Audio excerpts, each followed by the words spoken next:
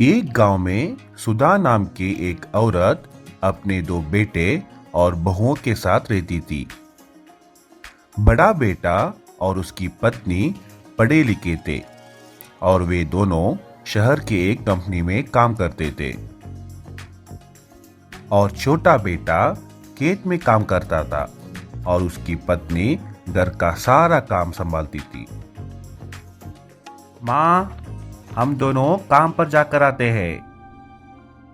अरे ओ छोटी बहू, रमेश और बड़ी बहू काम पर जा रहे हैं। उन्हें नाश्ता दिया है या वे दोनों ऐसे ही जा रहे हैं? सासू माँ, मैंने सुबह ही सबके लिए नाश्ता तैयार करके इनके साथ खेत चली गई थी। माँ, माला हर दिन की तरह आज भी सुबह जल्दी उठकर घर का सारा काम निपटाकर सबके लिए नाश्ता भी तैयार करके मेरा सहायता के लिए खेत आई थी। हाँ हाँ, अब रहने भी दो, बहुत हुई इसकी तरफदारी। घर में अब सारा दिन आराम ही तो करती रहती है। बेचारे मेरे रमेश और उसकी पत्नी दिन भर काम करके कमा कर लाते हैं। माँ, क्या हम दोनों काम नहीं करते? दिन रात मैं खेत में काम करता हूँ और माला दिन भर आप लोगों की सेवा। फिर भी हमेशा इसे ही सुनाते रहते हो आप। सुरेश, ज्यादा जबान मत चला। मेरे बेटे और बहू काम पर जा रहे हैं। माला, जा जल्दी से, इनके लिए नाश्ता लगा दे। जी माँ जी। माला, अरे ओ माला, जी आई। ये ले लो आम। बढ़िया से इन आमों की अचार बना देना। ठीक है जी, अभी बनाती हूँ। माला, एक गिलास पानी देना। मीना दीदी, मैं अचार बना रही हूँ, आप खुद आके ले लीजिए ना। अरे ओ माला, वो काम से थक कर आई है और तुम उसे ही पानी लेने कह रही हो? हाँ हाँ, मैं बहुत थक गई हूँ, तुम ही ला कर दे दो। ऐसी बात नहीं, मेरे हाथों में मसाले लगे हैं इसलिए। तो क्या हुआ, हाथ धोकर पानी और खाना मुझे मेरे कमरे में ला कर दो। सही कहा बहू तुमने। तुम दोनों कमाते हो, जाओ जाओ आराम करो।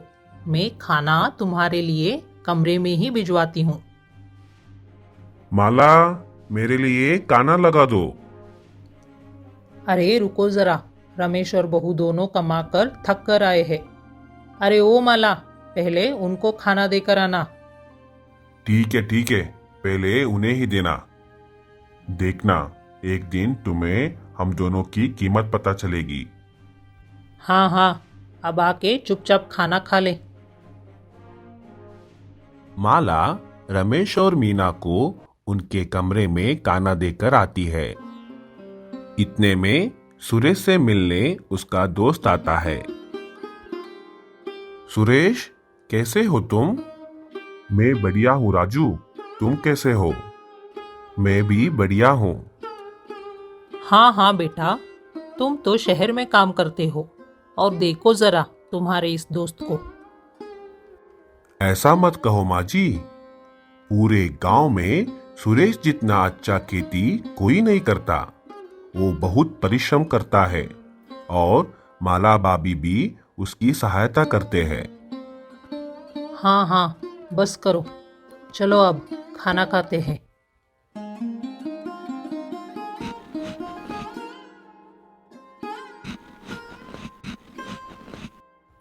अरे वाह भाभी, अचार बहुत अच्छे बने हैं, लाजवाब। भाभी, मुझे थोड़े अचार डब्बे में डाल कर देना। जरूर राजू भैया, क्यों नहीं। चलो, मैं चलता हूँ, फिर मिलेंगे। धन्यवाद भाभी। राजू माला के हाथ से बने हुए अचार को शहर के एक दुकानदार दोस्त को देता है।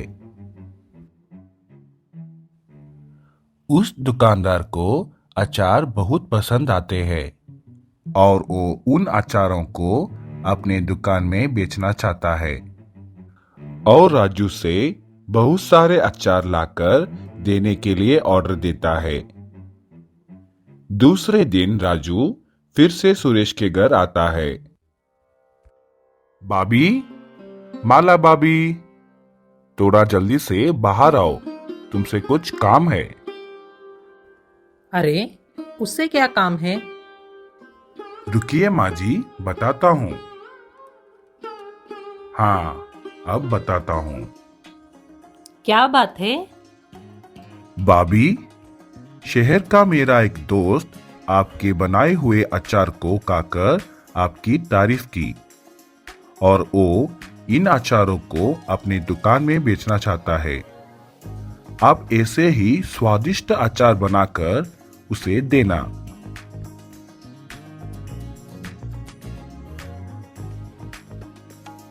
देखा माला, तुम्हारे अचारों की स्वाद तो शहर तक फैल गई है और आज के बाद तुम भी कमाने लगोगी और आज के बाद कोई तुम्हें कुछ भी नहीं सुना पाएगा। हाँ हाँ, मुझे पता है, ये तुम मुझे ही बोल रहे हो। मैं भी देखती हूँ इन अचारों से ये कितना कमाएगी। मेरी बड़ी बहू जितना तो ये साल भर में भी नहीं कमा पाएगी।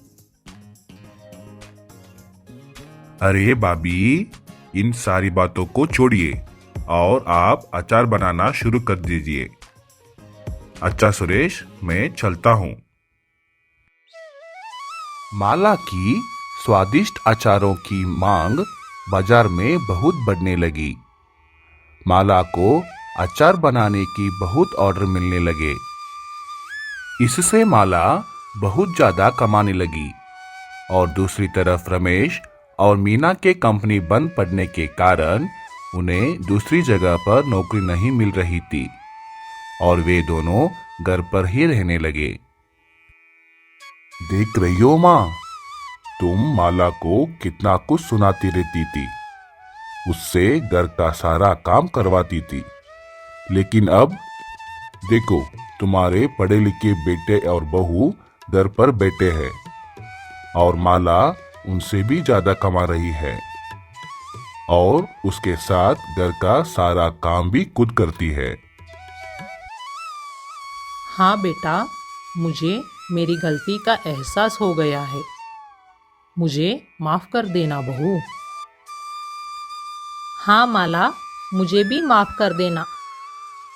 मुझे बहुत घमंड था कि मैं पढ़ी लिखी हूँ, सारा काम तुझसे करवाती थी। चलो, अब मुझे मेरी गलती का एहसास हो गया है। मैं भी आज से तुम्हें अचार बनाने में और घर का सारा काम करने में सहायता करती हूँ।